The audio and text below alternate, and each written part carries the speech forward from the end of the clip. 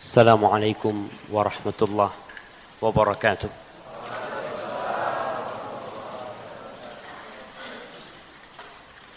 Alhamdulillah alladzi jama'ana 'ala al-huda wat-tuqa. Segala puji bagi Allah Jalla Jalaluh yang telah mengumpulkan kita di atas petunjuknya, di atas ketakwaan kepadanya. Karena semua perkumpulan, semua persahabatan, semua persaudaraan yang tidak dibangun di atas ketakwaan kepada Allah, kata Allah Jalla Jalaluh, al-akhillau yawma idzin ba'duhum li ba'din adu illa al-muttaqin. Semua yang saling mengasihi, semua yang saling mencintai, kelak pada hari kiamat akan saling bermusuhan, akan saling bertikai, akan saling membenci, kecuali orang-orang yang bertakwa kepada Allah Jalla Jalaluh. Allahumma salli wa sallim ala hadha an-nabiyil karim wa imamil muttaqin qaidil ghurril muhajjalin nabiyina Muhammad ibn Abdullah wa ala alihi wa ashabihi ajma'in. Semoga salawat dan salam, semoga berkah dan nikmat senantiasa tercurahkan untuk hamba kekasih Allah, untuk baginda Nabi kita Muhammad alaihi salatu wassalam, untuk keluarga beliau, untuk istri-istri beliau, untuk putra-putri beliau, untuk seluruh sahabat Nabi radhiyallahu taala anhum ajma'in. Amma ba'd. Alhamdulillah, saya sampai di Ma'had As-Sunnah yang diasuh oleh Ustaz Harith dan ustaz-ustaz yang lainnya. Semoga Allah menjaga mereka. Suatu kebanggaan bisa berjumpa dengan antum di sini. Katanya antum sudah nunggu dari tadi, katanya. Sampai 9:30 waktunya orang tidur ini sebenarnya. Tapi antum tetap ada di masjid ini. Semoga antum termasuk orang-orang yang menjaga perbatasan-perbatasan agama Allah ini. Rasul sallallahu alaihi wasallam memulai dakwahnya sendirian, tanpa ada satupun manusia yang mendampingi beliau alaihi salatu wassalam. Kemudian istrinya datang mendukung beliau. Alhamdulillah, satu kemuliaan ketika seorang berdakwah didukung oleh istri. Karena kita tahu bagaimana Nabi Nuh alaihi salam yang menusuk beliau adalah teman seranjang beliau alaihi salam. Bertahun-tahun bahkan ratusan tahun Nabi Nuh alaihissalam bersabar memiliki istri yang tidak mendukung dakwah beliau, bahkan memiliki anak yang juga menentang dakwah Nabi Nuh alaihissalam.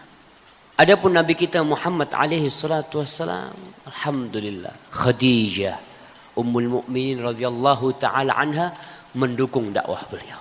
Begitu pula dengan Ali bin Abi Thalib, dengan anak angkat beliau sebelum dibatalkannya pengangkatan anak, Zaid bin Harithah, yang dahulunya dikenal dengan Zaid bin Muhammad, termasuk yang mendukung dakwah Rasul SAW, dan Abu Bakar Siddiq radhiyallahu ta'ala an. Beliau mulai berdakwah. Tantangan beliau tidak seperti tantangan umat Islam di masa kini. Antum alhamdulillah bisa sholat di masjid, nggak ada yang gangguin. Bisa pakai baju muslim, nggak ada yang gangguin. Bisa baca Quran di mana-mana tanpa ada yang menghalangi antum. Tapi bagaimana kehidupan para sahabat Nabi radhiyallahu taala? Mereka benar-benar susah demi untuk menegakkan la ilaha illallah. Sumayyah tewas.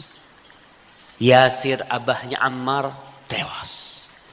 Demi menegakkan la ilaha illallah. Hamzah tewas. Mus'ab bin Umar tewas. Abdullah bin Jahsh tewas. Demi apa? Demi la ilaha illallah. Antum tahu yang namanya Haram ibn Milhan? Siapa tuh Haram bin Milhan? Ada yang kenal sama dia? Haram bin Milhan, pamannya Anas bin Malik.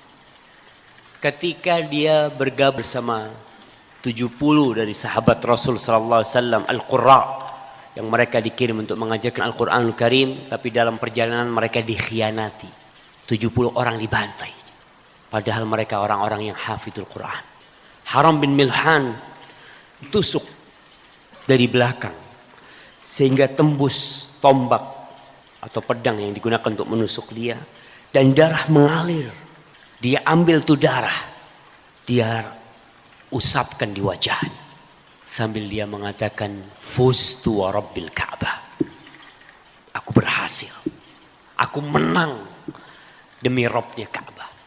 Itu yang membunuh bingung, ini orang kalah mati tapi bilang menang. La ilaha illallah. Ketika seorang menegakkan la ilaha illallah, tidak ada yang mahal buat Allah Jalla Jalaluh. Innallaha ashtara minal mu'minin. Allah udah beli dari kita tuh apa semua, harta jiwa kita untuk Allah Jalla Jalaluh. Ma'asyiral muslimin rahimakumullah. Tapi Nabi alaihi salatu wassalam mengatakan, ma min zamanin illa walladhi ba'dahu syarrun min. Tidak ada satu masa kecuali masa yang selanjutnya lebih buruk dari yang sebelumnya. Jadi kalau kita lihat di masa Rasulullah SAW dari jahiliyah, kemudian datangnya Islam, kemudian Islam mulai berkurang sedikit demi sedikit terus sampai nanti Islam itu hilang dari muka bumi. Ketika turun Dajjal, ketika kiamat akan dibangkitkan, semua yang mengatakan Allah akan meninggal dunia. Maka Rasul sallallahu alaihi wasallam menjelaskan kepada kita bahwa perjuangan di masa-masa fitnah, di masa-masa yang penuh dengan kekacauan, pahalanya lebih besar daripada di masa-masa yang penuh dengan ketenangan dan keimanan. Utbah bin Ghazwan meriwayatkan sebuah hadis dari Rasulullah sallallahu alaihi wasallam. Dia mengatakan bahwa Nabi alaihi salatu wasallam bersabda, "Inna min waraikum ayyamas sabr." Inna min waraikum ayyamas sabr. Sesungguhnya di belakang kalian tuh ada hari-hari kesabaran. Hari-hari yang penuh kesabaran. Lil mutamassiki fihinna yawma idzin bima antum alaih ajru 50 minkum. Qalu ya Nabi Allah awa minhum qala bal minkum. Rawahu Ibn Nasr fi kitab sunnah wa sahahu Syekh Albani. Di hari-hari yang penuh kesabaran itu, orang yang berpegang teguh, yang memegang seperti apa yang kamu pegang hari ini nih. Rasul sallallahu alaihi wasallam menceritakan bahwa nanti ada hari-hari yang penuh kesabaran. Ketika seorang muslim berpegang teguh dengan agamanya, seperti berpegang teguhnya para sahabat di masa Rasul sallallahu alaihi wasallam, dia akan mendapatkan pahala 50 dari sahabat Nabi. 50, bayangin. Antum kalau menegakkan sunnah seperti yang diamalkan oleh para sahabat Nabi radhiyallahu taala anhum, antum akan mendapatkan pahala seperti pahala 50 dari sahabat. Mungkinkah kita bisa? Sulit. Mungkin mendekati. Kita berusaha untuk mendekati. Tapi kalau seperti mereka, Allahu Akbar. Karena di hadis lainnya Rasul sallallahu alaihi wasallam mengatakan dalam hadis Ibnu Mas'ud radhiyallahu taala anhu, beliau mengatakan as-sabru fihinna kaqabdin 'alal jamr. Kesabaran di hari-hari yang penuh fitnah itu seperti memegang bara api. Siapa di antara nih anak-anaknya yang bisa pegang bara api? Ini bukan sulapan, bukan sirkus. Pegang bara api dilemparin, enggak, antum pegang. Siapa yang kuat? Antum mungkin pegang, lepas. Ketika ada sesuatu antum lepas, antum pegang lagi, antum lepas lagi. Subhanallah. Para sahabat mengatakan, ya Nabi Allah, awaminhum. Apakah yang kau maksud mereka akan mendapatkan 50 kali amalan orang di masa mereka? Lah, minkum. Kata Nabi SAW, 50 dari kalian. Kenapa? Karena izamul jaza bi'izamil bala. Besarnya sebuah pahala itu sebanding dengan besarnya kesulitan yang dihadapi. Al-ajru biqadril masyaqqah Nggak sama orang yang haji naik pesawat dan orang haji jalan kaki. Nggak sama pahala.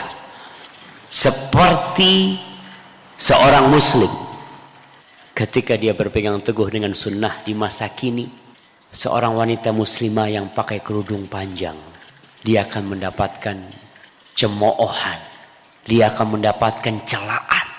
Dari siapa? Dari saudaranya sendiri, muslim. Kalau di masa Rasul sallallahu alaihi wasallam yang mencemooh siapa?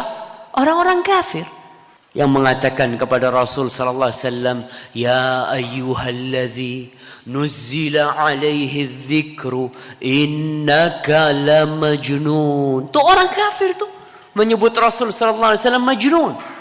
Tapi sekarang kita akan mendapati orang-orang muslim mengatakan kepada saudaranya, ente tuh gila tuh. Masa kayak gini nih Islam? Pakai kerudung panjang dikatakan kayak pakai karung ente. Nggak ada model lain apa? Subhanallah. Yang mencela muslimah. Yang kata Allah Jalla Jalaluh, al-mu'min lil mu'min kal bunyan yashuddu ba'dahum ba'dha. Seorang mukmin buat mukmin lainnya seperti bangunan yang seharusnya saling menguatkan. Tapi ternyata ada saudara-saudara kita yang berusaha untuk menghancurkan kita. Maka pahalanya akan lebih besar. Tapi perjuangannya sebanding. Maka antum akan melihat bagaimana seorang muslim terasa asing di tengah orang-orang Islam. Karena dia mengamalkan Islam. Ketika seorang muslim banyak anaknya, apa kata dia? Ente berapa anaknya? Alhamdulillah 12. Ngapain punya anak banyak ente? Yang bertanya siapa? Muslim. Mencela saudaranya yang punya anak banyak. Padahal Rasul sallallahu alaihi wasallam mengatakan, tazawwajul waludal wadud fa inni mukathir bikumul umam yaumil qiyamah. Kalian nikahi wanita yang subur dan penyayang aku nih banyak-banyakan umat pada hari kiamat nanti. Kita nih sedang mengamalkan sunnah dicela sama orang. Apa saudara kita yang muslim? Masih banyak lain. Dan antum kuncinya satu, sabar. Rasul sallallahu alaihi wasallam bersabar. Surat Al-Asr yang antum hafal semuanya. Wal asri innal insana lafi khusrin illa alladhina amanu wa amilus salihat. Amanu wa amilus salihat. Beriman. Iman itu bukan hanya pengakuan di lisan. Iman itu bukan hanya keyakinan di dalam hati. Tapi al-imanu qaulun wa amal. Iman itu ucapan dan amal perbuatan. Watawasau bil haq watawasau bis sabr. Dan ketika seorang memiliki iman dan dia beramal, maka dia menyampaikan watawasau bil haq. Tapi ingat, ketika antum menyampaikan kebenaran, hal pertama yang harus dimiliki oleh seorang dai, seorang penuntut ilmu adalah akhlak. Semua nabi ketika berdakwah, sebelum mereka berdakwah, sebelum mereka menyampaikan agama Allah, tuh para nabi udah dikenal di kaumnya sebagai orang baik. Jadi bukan orang buruk tahu-tahu jadi baik. Mereka adalah orang-orang yang baik. Rasul sallallahu alaihi wasallam sebelum berdakwah dikenal di kampungnya sebagai apa? Al-Amin. Orang tuh kalau mau titip apa sama Rasul sallallahu alaihi wasallam. Bahkan ketika terjadi pertikaian dalam peletakan Hajar Aswad, siapa yang dijadikan hakim? Rasulullah SAW. Padahal belum jadi nabi nih alaihi salatu wassalam, belum. Maka hal pertama yang harus antum lakukan adalah memperbaiki diri. Bagaimana kita berakhlak dengan manusia. Bagaimana kita menyampaikan kepada orang. Jangan sok. Terkadang nih anak-anak biasa, baru belajar. Seperti orang baru latihan karate, latihan silat. Ketika pulang dari tempat latihan, setiap ada orang yang lewat, disenggol. Berani. Baru belajar nih, biasa tuh kayak gitu tuh. Seperti ini yang kadang-kadang merusak dakwah. Gaya-gaya arogan seorang pecinta sunnah. Ya, kita harus cinta dengan Rasulullah SAW. Kita cinta kepada sunnah Rasulullah SAW. Tapi jangan arogan. Sabar ketika menyampaikan. Apalagi sama orang tua. Kadang-kala nih kalau sudah ngomong sama orang tua, mungkin orang tua kita masih jauh dari sunnah. Karena kebanyakan kita Islamnya keturunan kan. Apa kata keturunannya? Kadang-kala anaknya menyampaikan, "Bapak, sini Pak." Masya Allah. Bapaknya, ente siapa ente? Kata dia. Saya punya ilmu. Orang berilmu itu di atasnya orang bodoh. Masya Allah. Udah rusak tuh dakwah kita kena kayak gitu tuh. Antum harus subhanallah ketika berbicara kepada orang tua, berbicara kepada orang yang umurnya lebih di atas kita, apalagi kepada ibu kita harus santun. Nggak tahu adat Sumatera sama adat Jawa tuh beda tuh. Adat Jawa itu Masya Allah, mereka kalau mau ngomong itu kadang-kala dimulai dengan maaf. Maaf bang ya gitu ya. Kalau di sini ngomong maaf bang, ente punya salah apa sama anak? Ente habis mukul anak-anak, kok minta maaf ente gitu. Tapi itu kata maaf itu bukan karena berbuat salah. Tapi kadang-kala difahami oleh orang ketika kita minta maaf, ente punya salah sama anak. Anak nggak maafkan ente. Allahu Akbar. Tapi ada adab ya. Kalau bahasa Arabnya itu lau samahta, ma'dziratan ya. Katakan kata-kata yang penuh dengan cinta dan kasih sayang. Rasulullah SAW ketika hendak memberikan nasihat kepada Abu Dzar, kepada Mu'ad bin Jabal, beliau mengatakan, "Ya Mu'ad, wallahi inni uhibbuka." Bayangkan, wahai Mu'ad, demi Allah aku cinta kepadamu. Cinta membuka peluang agar nasihat diterima. Kita ngomong sama orang tua, "Ba, anak cinta sama bapak, sama ibu kita." Ungkapkan cinta dengan bahasa yang indah, kita sampaikan agama Allah ini. Dan itu harus sabar ketika dicela ya. Anak ingat ketika anak pertama kali pakai jenggot, Masya Allah, itu disidang di rumah.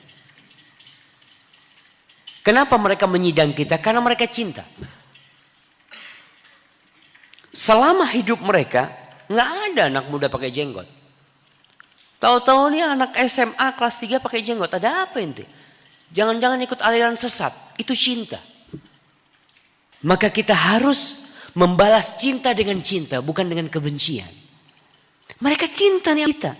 Mereka nggak ingin anaknya tersesat, nggak ingin. Maka dia tanya, "Kenapa kau nak? Kau ikut aliran apa?"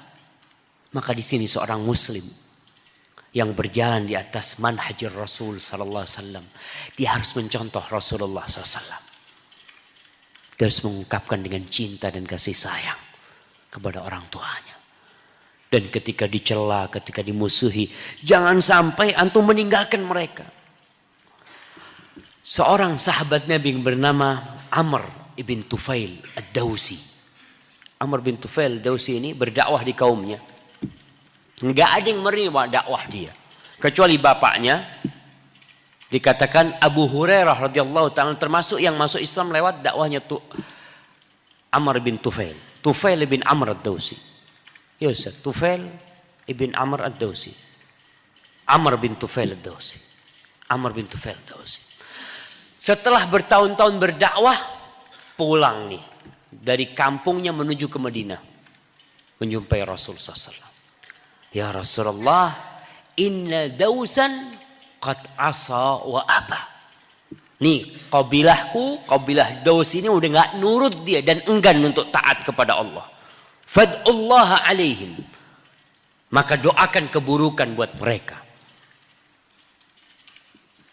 Seorang dai yang diutus sama Rasulullah SAW untuk berdakwah di kaumnya, setelah tidak berhasil berdakwah, apa yang ada dalam hatinya? Ya udah, kayaknya ini orang-orang ini nggak bakal dapat hidayah nih.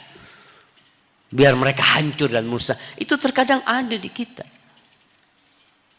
Maka dia datang kepada Rasulullah SAW, meminta kepada Nabi alaihi salatu wassalam agar mendoakan keburukan buat kabilahnya sendiri. Para sahabat ketika itu dalam suasana yang mencekam, Rasul angkat tangan berdoa. Apa kata mereka? Halaka Daus. Hancur Daus sudah. Kalau Nabi udah nggak kayak gini nih, hancur. Tapi ternyata apa isi doa Rasulullah SAW? Allahumma hdi dausan, Allahumma hdi dausan wa'tini bihim. Allahumma hdi dausan wa'tini bihim. Allahumma hdi dausan wa'tini bihim. Ya Allah, berikan hidayah kepada kabilah Daus dan bawa mereka semua ke sini. Datangkan mereka semua kepadaku. Ini doa Rasulullah SAW. Padahal permintaannya doa supaya dihancurkan. Tapi ternyata doa Rasulullah SAW. Maka Rasulullah SAW la'anan wala ta'anan alaihi salatu wassalam. Amr pulang. Mengulangi dakwahnya. Ternyata satu kabilah masuk Islam semuanya. Bayangkan. Maka seorang yang benar-benar ikhlas dalam menyampaikan agama Allah. Di siang hari dia berdakwah, di malam hari dia berdoa kepada Allah.